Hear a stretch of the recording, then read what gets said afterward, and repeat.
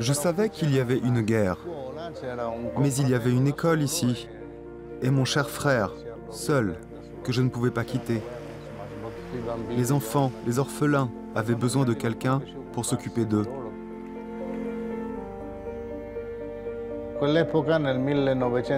À l'époque, en 1996, quand je suis arrivé ici, la junte était au pouvoir.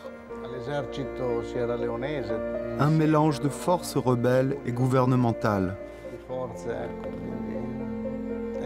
Oui, il y avait des raisons d'avoir peur, mais il y avait un minimum de démocratie. Il y avait un président et un gouvernement. Mais ensuite, ce fut la fin du monde. La guerre fut longue, de 1991 à 2002. Et cette idée de conquérir des territoires en coupant les mains et les bras des gens, ou les mettre à mort de façon inimaginable, par des moyens compliqués, cruels et inhumains. Le barbarisme à l'extrême.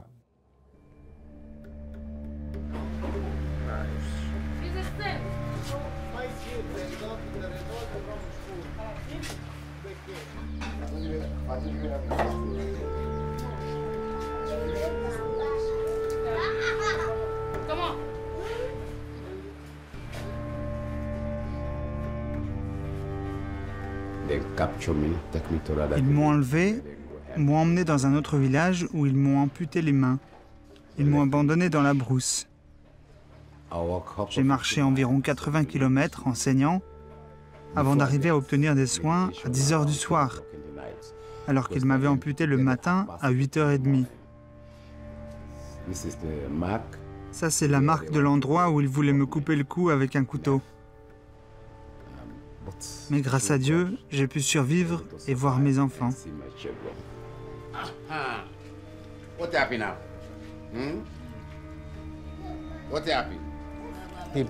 J'ai rencontré les premiers amputés à Makeni. J'ai été submergé par leur tristesse. Les moignons tenus vers le haut pour éviter les hémorragies. J'ai été touché par leurs larmes, par leurs appels à l'aide. J'étais à l'intérieur de l'église en train de célébrer la messe. Un garçon, Jenku Sissé, est entré durant mon sermon et n'avait pas de main. Il demandera une chose toute simple, je ne peux pas uriner tout seul. Terrible. Inhumain.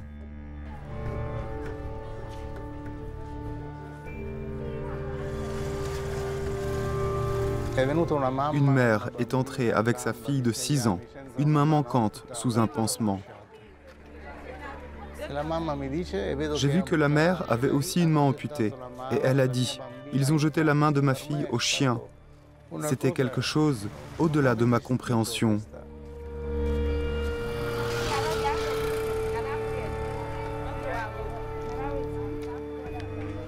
J'avais 8 ans. Quand les rebelles ont attaqué notre village, ils ont essayé de tuer mon père, devant moi. Alors j'ai commencé à pleurer, bien qu'il m'ait dit de ne pas pleurer. Ils ont fait fondre du plastique et l'ont versé dans mes yeux, et j'ai perdu la vue.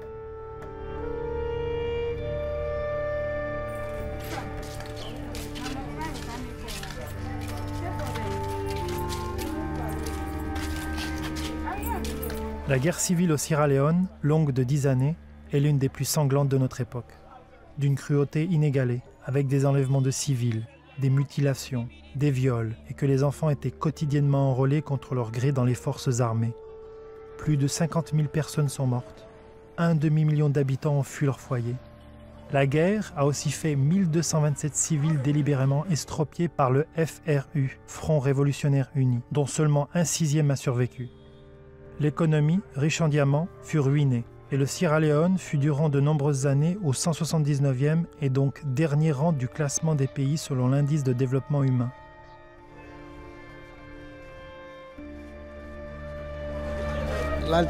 Les garçons soldats, les enfants soldats, ils sont le revers de la médaille. Leurs prouesses meurtrières, incendies de personnes enfermées dans des voitures, toutes sortes de choses. Mais ils sont les victimes avant d'être les bourreaux. Victimes de violences, entraînés à faire des choses macabres et inhumaines. Des enfants qui voulaient jouer, si seulement on le leur permettait. qui voulaient rire et non tuer. Mais quelqu'un leur a enseigné comment faire la guerre et jouer au jeu de la mort. Je crois que la violence est née de la conviction que, grâce au diamant, au pouvoir, à l'argent, ils pourraient tout avoir, réaliser tous leurs rêves. La violence est aussi causée par les drogues. Ils donnaient de la drogue aux enfants et en prenaient eux aussi.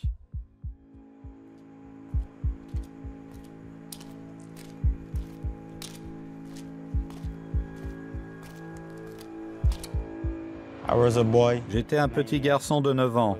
Je vivais avec ma famille. Les rebelles ont attaqué mon village. Ils m'ont emmené dans les baraquements. J'ai été entraîné à être un enfant soldat pour me battre pendant la guerre.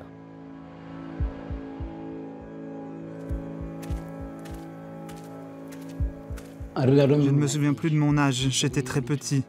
Ils ont tué ma mère, tué mon père et m'ont donné beaucoup de drogue. J'ai dû tuer beaucoup de monde. Tuer, brûler des maisons, couper des mains, j'étais entraîné et forcé à le faire. Si tu ne le faisais pas, tu étais tué. Lorsque j'ai une arme, je peux avoir tout ce que je veux. Si je veux une femme, je dis que j'en veux une. Si je veux que quelqu'un me donne à manger, j'ai mon arme. C'est la guerre. La guerre n'est pas bonne. Ils ont détruit beaucoup de choses dans ma vie. Ils ont détruit mon éducation. Ils ont détruit mon futur. Je ne me sens pas bien. Parce que j'ai tué beaucoup de monde. Parfois, je rêve de ces gens qui m'entourent. J'ai beaucoup de problèmes dans ma tête.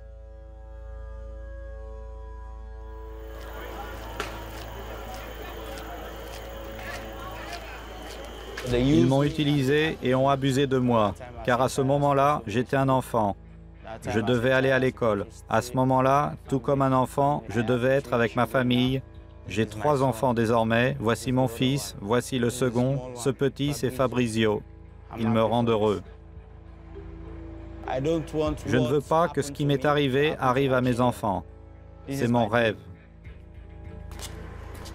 Mon rêve est d'éduquer mes enfants pour le futur, pour qu'ils ne soient pas comme moi.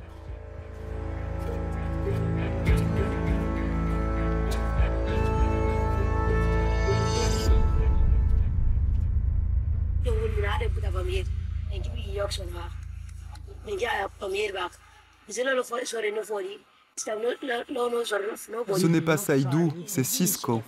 Lorsqu'on a commencé à se battre, on coupait des mains, on tuait, et je sais que c'était pas de ma faute. C'est pourquoi je crois que Dieu ne me punira pas, car c'était pas de ma faute.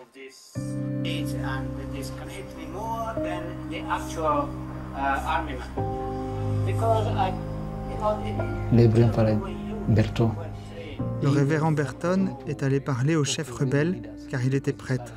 Après ça, les chefs rebelles ont dit « Ok, emmenez ces gens en ville. Il a changé ma vie. » Il pria pour moi chaque jour à l'église. Une fois, j'étais resté avec le père Berton dans le camp. Quelqu'un est venu me voir et m'a demandé « Tu te souviens de moi? Tu as tué mon père. » J'ai dû m'excuser. S'il vous plaît, c'était pas de ma faute.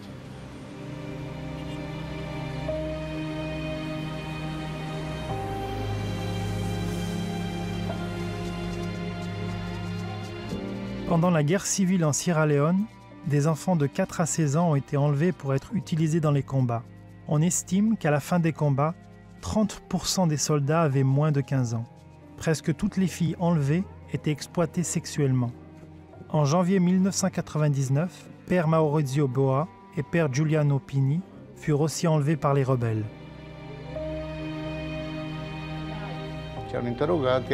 Ils nous ont interrogés pendant la nuit.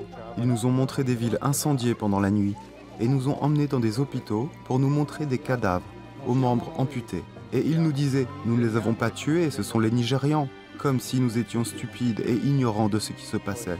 Plus tard, lorsque les Nigérians ont monté une contre-attaque et nous ont libérés, Nous fûmes retenus pour devenir mercenaires et nous avons ressenti la violence encore une fois. Et même si c'était par erreur, nous avons eu l'expérience directe de la violence.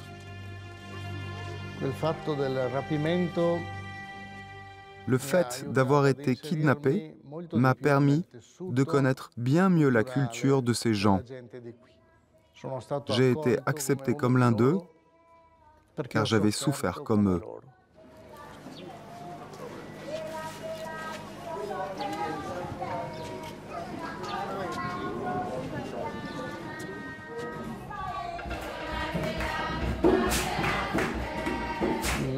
Au milieu de cette grande douleur, de cette immense souffrance et de la violence, j'ai entrevu la naissance du bien. Ce que dit De André dans sa chanson est vrai. Des diamants, il ne naît rien. Du fumier naissent les fleurs.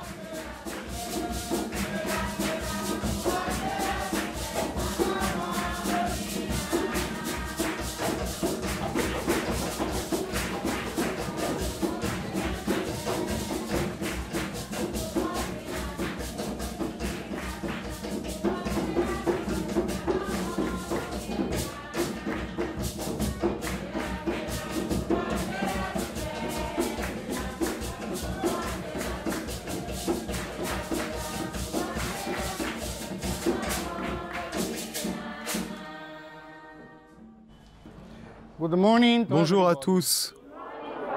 Bienvenue. Quelle fête avons-nous aujourd'hui? La fête du Christ roi. C'est notre fête. Bonjour l'Église. Pourquoi ai-je choisi le Christ comme mon propre sauveur? Nous savons tous que Dieu a fait Adam et Ève.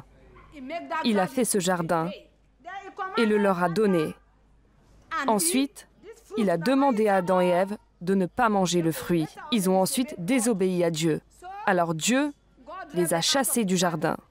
Si notre Sauveur n'était pas venu, nous n'aurions pas rencontré Dieu et n'aurions pas pu parler directement à Dieu.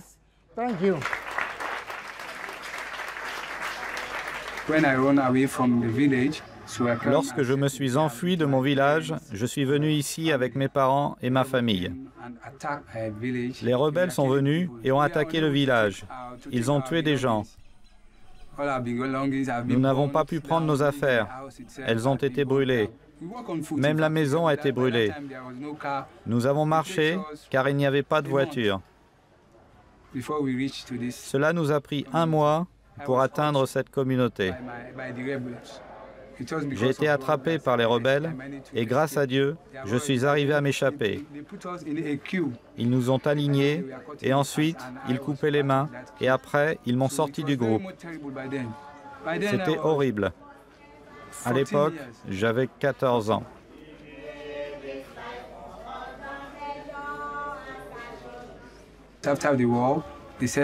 Après la guerre, ils ont dit « oublions tout ». Je ne crois pas qu'il soit possible d'oublier, mais nous pouvons leur pardonner. Si nous voulons nous venger, alors la paix que nous recherchons n'arrivera jamais. Donc, nous devons pardonner et oublier la vengeance pour atteindre la paix.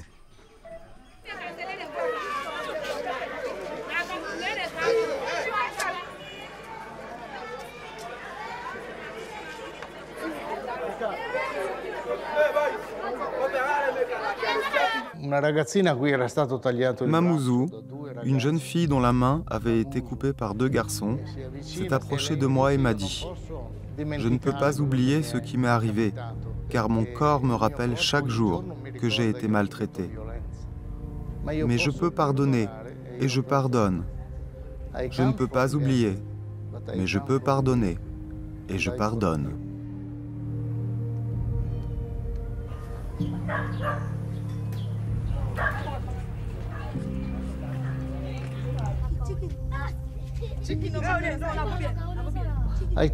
Certains le comprennent.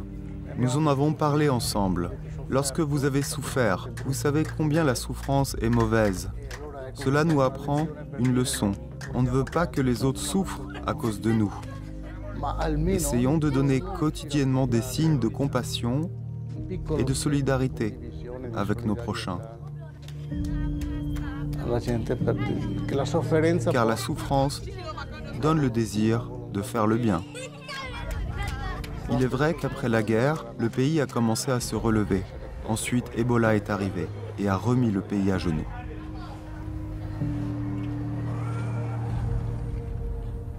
L'épidémie d'Ebola a éclaté en décembre 2013 dans la Nouvelle-Guinée voisine.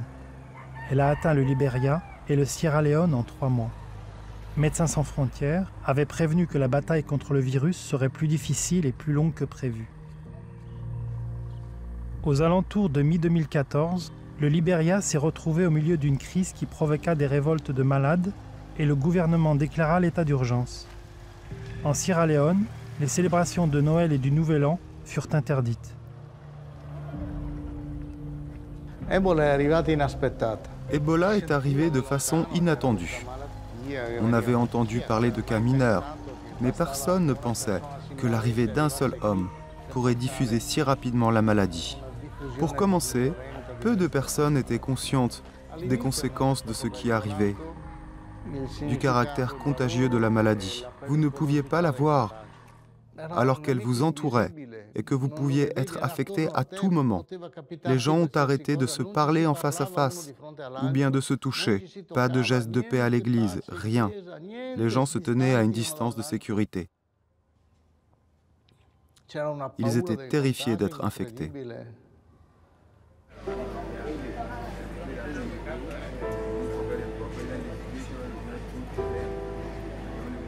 J'allais tout le temps aux toilettes et je vomissais, les toilettes et vomissements. Alors j'ai dit, Père, voici venue la fin de ma vie.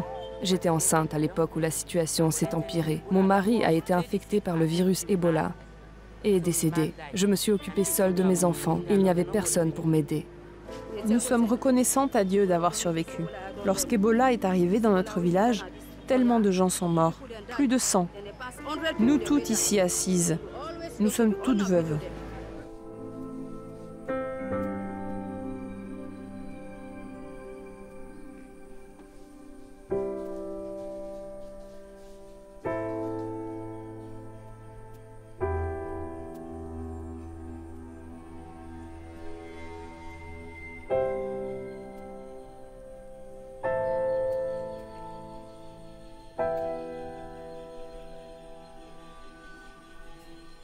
Les enfants, enfermés dans leur maison, pleuraient. Comme leurs parents étaient morts, personne ne venait les consoler. Personne n'entrait dans leur maison à cause du virus Ebola. Comment est-ce possible?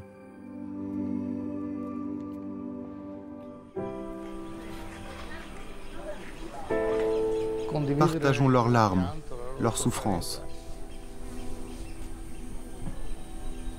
La miséricorde, c'est être auprès d'un homme qui souffre.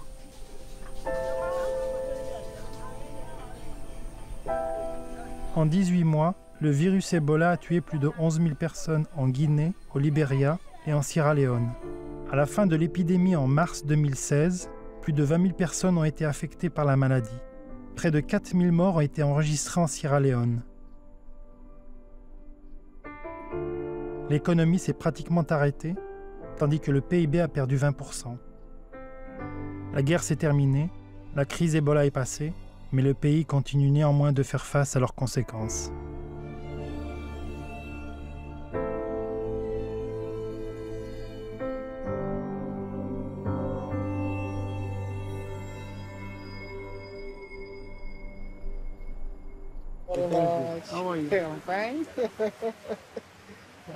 How are you, Pa? Okay.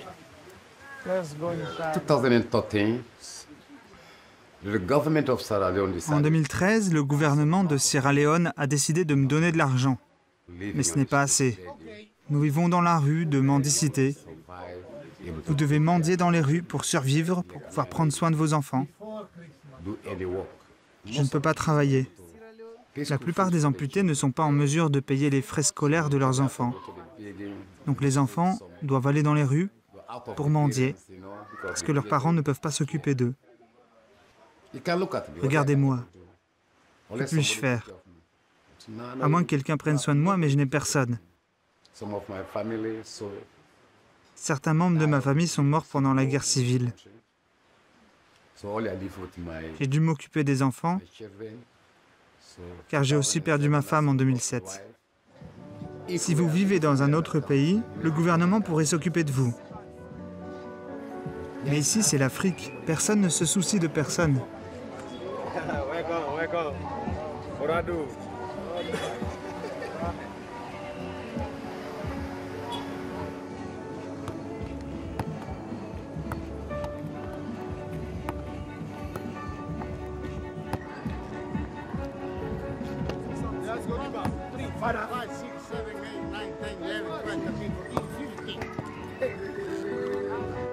Même si la guerre est finie depuis 16 ans, le gouvernement n'arrive toujours pas à prendre en considération les amputés, comme s'ils étaient invisibles. Ils existent, mais personne ne pense à eux, à leurs problèmes quotidiens. Les rebelles pourraient trouver du travail, parce qu'ils ont leurs deux mains. Fatmata a rencontré un garçon qui lui avait coupé le bras. Il était chauffeur de taxi. « Tu te souviens de moi ?» a-t-il demandé. « Oui, je me souviens de toi » a-t-elle répondu. Et elle lui a montré son épaule. Il a répondu « Femme inutile » et il est parti. Sidimba. Le père de Sidimba m'a dit « Oui, vous pouvez la prendre. Elle vaut moins cher qu'une chèvre, elle n'a pas de bras. » C'est pourquoi je me suis consacré aux amputés. Je les ai envoyés étudier. J'en ai inscrit certains à l'université. Plus tard, j'ai aussi commencé à m'occuper des orphelins de guerre, une multitude de garçons et de filles. Nous comptons sur l'éducation. Je crois que pour rendre espoir, l'école joue un rôle de première importance.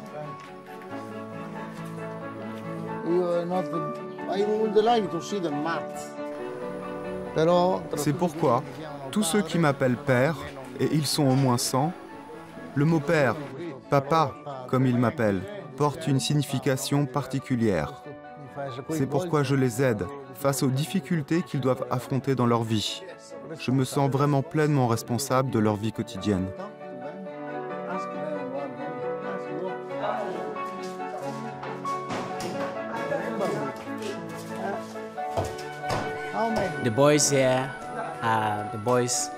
Les garçons ici sont les garçons que le père Maurice a repris à la rue.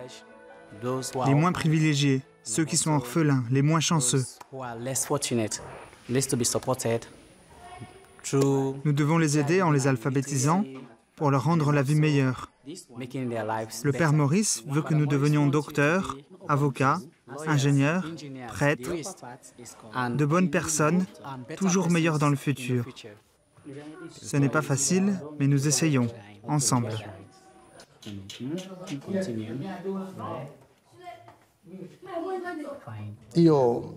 Quand j'ai découvert un fragment du message de Saint Paul, je me le suis approprié. J'ai demandé aux garçons de l'écrire sur la première page de leur cahier d'exercice, dans chaque nouveau livre d'exercice qu'ils achètent. Écrivez, pour le bien de tout le monde. Chacun de nous a reçu une révélation unique de l'Esprit Saint. Cela signifie qu'aucun d'entre nous n'est inutile, que chacun de nous est une lueur divine, que chacun de nous détient une unicité particulière, qui fait que nous sommes tous une œuvre d'art, chacun d'entre nous, sans exception. Saint Paul parle également de motivation, pour le bénéfice de tous. Ma vie dévouée aux autres. Si quelqu'un a besoin de nous, alors nous l'aidons de façon désintéressée. Sinon, nous sommes inutiles. La beauté dans notre vie repose sur cette unicité. Nous existons pour le bien de tous. Et en gardant cet objectif au plus profond de nos cœurs, nous pouvons devenir vraiment miséricordieux, bons, hospitaliers, tout ce que l'Évangile appelle amour.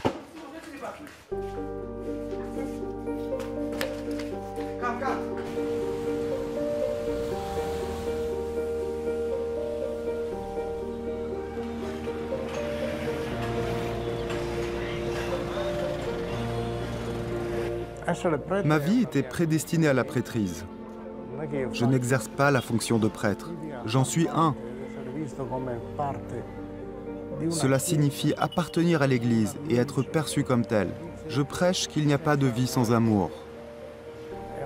C'est un cadeau qui m'aide à regarder les gens autour de moi avec tendresse, avec amour. par-delà les lois de la nature, pour la vie éternelle, pour que cela dure perpétuellement. Je pense qu'offrir sa miséricorde, ou bien seulement donner de petits gestes d'attention, comme partager un fauteuil de voiture, représente mieux le Christ que plusieurs sermons. Lorsque vous êtes ici, vous commencez à comprendre que être du côté de la pauvreté n'est pas juste un slogan, mais plutôt une approche de la vie qui repose sur le partage dans chaque situation. Le Sierra Leone m'a changé.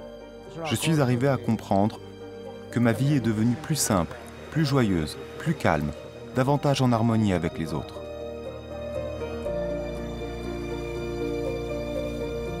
Il y a de nombreuses années, quand j'étais beaucoup plus jeune, je fus surpris par la pensée qu'un évêque avait partagée avec moi.